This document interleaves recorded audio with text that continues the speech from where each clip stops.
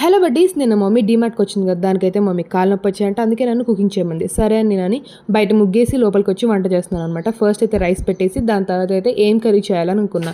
తర్వాత నాకు ఆలుగడ్డ కనిపించాక ఓకే ఆలు కర్రీ చేద్దాం అనుకున్నాను. తర్వాత నాకు అర్థమైంది నాకు కర్రీ రాదు, ఓన్లీ ఫ్రైయే వచ్చు అని.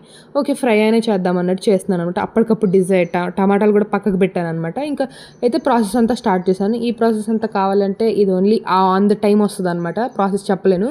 ఆ ఆనియన్స్ వేసేటప్పుడు అయితే నాకు భయం వేసింది. మొత్తం ఇట్లా సౌండ్ అంతా వచ్చేసింది అనమాట.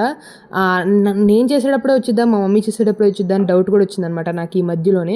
మొత్తం అన్నీ అయితే వేసాను. టేస్ట్ కూడా చాలా బాగుంది. ఇంకా ఆల్టర్నేటివ్గా నేను టిఫిన్కి చట్నీ కూడా రెడీ చేసేస్తున్నాను అనమాట. ఇడ్లీ చట్నీ కూడా నాకే తెలియదు అనమాట నాలో ఎంత కుకింగ్ టాలెంట్ ఉందని. బయటకు తీస్తా, చాలా వీడియోస్ వస్తుంటాయి. ఈ రోజు అయితే మొత్తం నేనే చేశాను. ఇంకా టేస్ట్ మిగతా వీడియోస్ కూడా వస్తాయి అనమాట. మా వాళ్ళు కుళ్ళిపోతున్నారు మా డాడీ నన్ను పొగుడుతున్నాడని. ఇక్కడైతే మొత్తం రెడీ అయిపోయింది. Like, share, subscribe. Vibe with Pallavi.